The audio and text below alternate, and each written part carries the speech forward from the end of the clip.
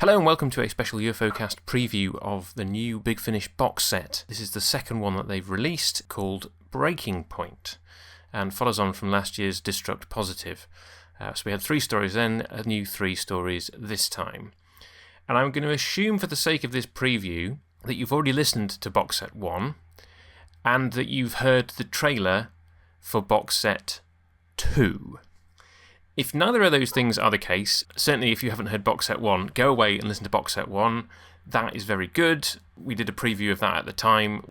That was a great reimagining of UFO that we really enjoyed. And this picks up from there. So the headline, if you don't want anything even vaguely spoilery, is to say this one is very, very good and follows the same tone as the TV show. And I will say no more for those of you that want to avoid spoilers. For those of you that want a little bit more, here are my thoughts having listened to the new 3 stories. So story number 1, Lost in Action, introduces Moonbase, Sid and Paul Foster. Now, if you remember, the introduction of Ed Straker in the first box set was rather different from how we knew him from the TV show, and was sort of, in part, a remake of Exposed, which was the episode that introduced Paul Foster in the TV show. So I had wondered whether they were even going to bring Paul Foster into this, but they have.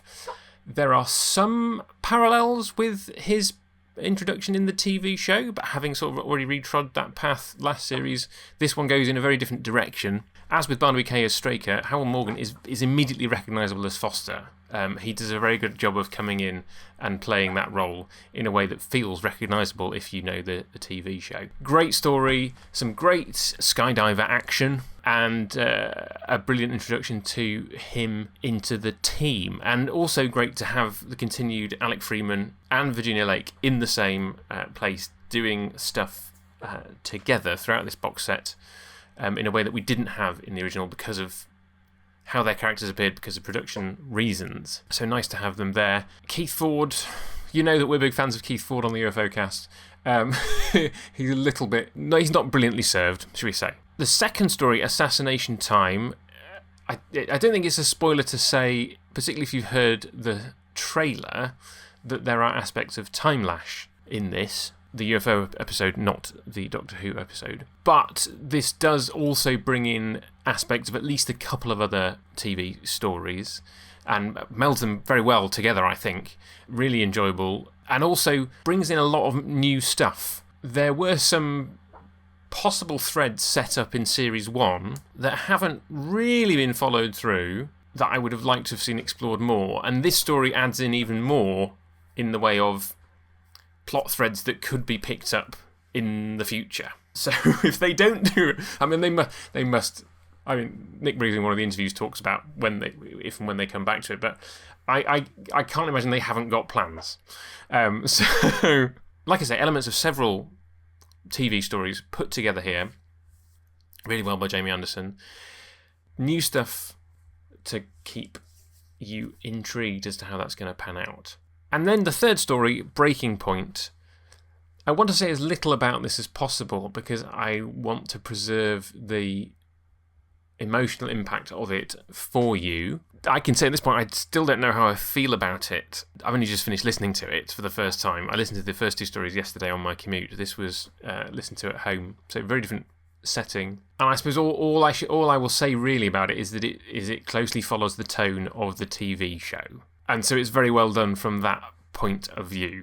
There's lots going on. This is a story in which we get more from the Straker family and more further development of Shadow. That's the other arc through this box set, is that whilst the first box set, they were only just testing Skydiver, by the end of this box set, you've got a whole bunch of Moonbase interceptors, more Skydivers in play, mobiles and all this kind of stuff. So we're kind of moving towards the Shadow, possibly even beyond the capabilities that Shadow had on TV, because you only ever saw 3 interceptors at once, and this definitely implies that there are more than 3 at Shadow's disposal. So Shadow as an organisation is in a much better place by the end of this box set. Other highlights before I wrap up.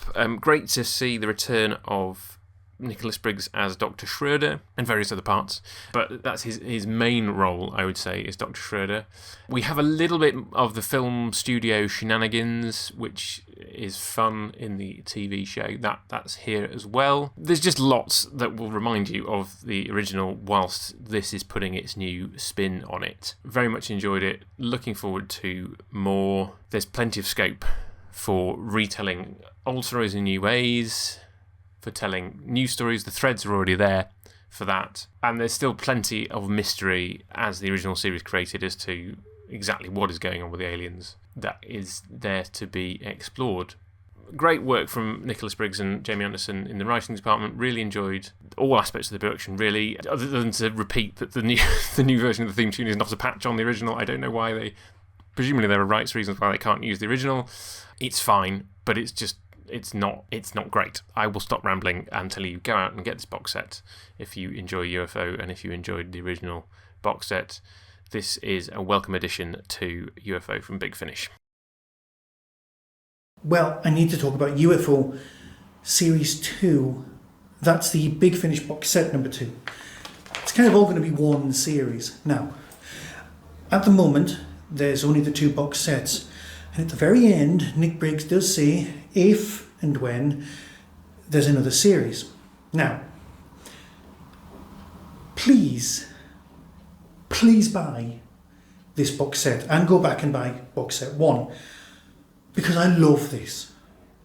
And if you don't buy it, there won't be a box set 3 or 4. I need at least 2 more. That's it.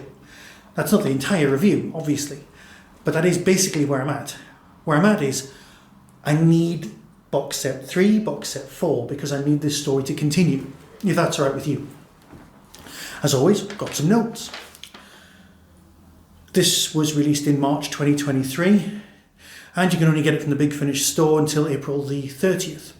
Then you'll be able to get it in other places. Let's go through the synopsis and then I'll chat about each one. New recruits, new technology, new threats. Shadow is nearly fully operational. But the alien menace is intensifying at a greater rate than the fledgling organisation can cope with. Under the ever-increasing pressures, Straker is repeatedly put to the test, facing unimaginable weaponry, warring factions, and a nearly insurmountable personal strain. Can the man leading the fight to defend Earth survive? That's basically it. Now, we've got 3 stories linked across this box set, which brings us up to, 6 episodes. Original TV series, you're looking at 26. But obviously, as we discussed last time, what we're dealing with here is a reboot, a reimagining of UFO. You've got the same funky and incredibly good, in fact, as far as I'm concerned, the single world's best theme tune of all time. And you can quote me on that in this show. Created by Jerry and Sylvia Anderson in a time when things weren't going particularly nicely for them both. So, you've got 3 stories. The first one, Lost in Action. An unexpected confrontation at 30,000 feet leads to a civilian casualty. With no other options, Straker must recruit the stubborn but brave pilot to join Shadow. Meanwhile, Straker's team orders the early activation of Moonbase. Oh yeah, Moonbase! Without his consent, just in time. Now the nascent organisation is being put to the ultimate test. Nascent, there's a word you don't hear very often. And Shadow's latest recruit will have to put his life on the line. This is the Paul Forrester origin story. Also starts as basically a fantastically good jumping on point. Forrester's origin story is very, very similar to the Straker origin story dealt with in box set 1. He's a test pilot too. It's weird that they've never heard of each other, but I guess that's it. They're all best of the best of the best, but they've not actually met. Fair enough. We can skate over that. Let's face it, we skated over a hell of a lot more when we were reviewing the Blu-rays. Forrester's storyline is very similar to the Exposed storyline, which is Forrester's origin story in the series. But of course you've got him being a test pilot and him stepping up to the plate very, very quickly. So much so that there's a lot of jeopardy in the possibility that characters may or may not make it out of this alive. Well, that's quite impressive. Again, this is a Tin Dog podcast review, so I'm trying desperately not to give spoilers. And with this box set, it's quite difficult. I can't just sit here going, it's great, it's the best box set ever. Because if I do that, that will make no impact on anyone. What we need to do is talk about specifics. So, you've got Forrester's original storyline here, we've got echoes of various TV stories, but what we have got here is a great realisation of what's going on. I'll tell you what isn't mentioned at any point, including the Moonbase section. Purple wigs. At no point does anybody go, what's this purple wig business going on? No explanation. But you are, when you're listening to this, imagining these women and men, well, it's women in purple wigs, the men just wear sort of fishnet. Why is it mainly women on the moon? We discussed this again at great length. Story number 2 seems to be based mainly on 2 stories which have been merged into one. It's The Man Who Came Back and also, and this is important, Time Lash. Time Lash. Yeah, now that was primarily an episode designed to show off some of the video capabilities of the episode. That's the Blu-ray version. Now this one's actually called Assassination Time. Even in the extras they discussed that it could be called Assassination/Time.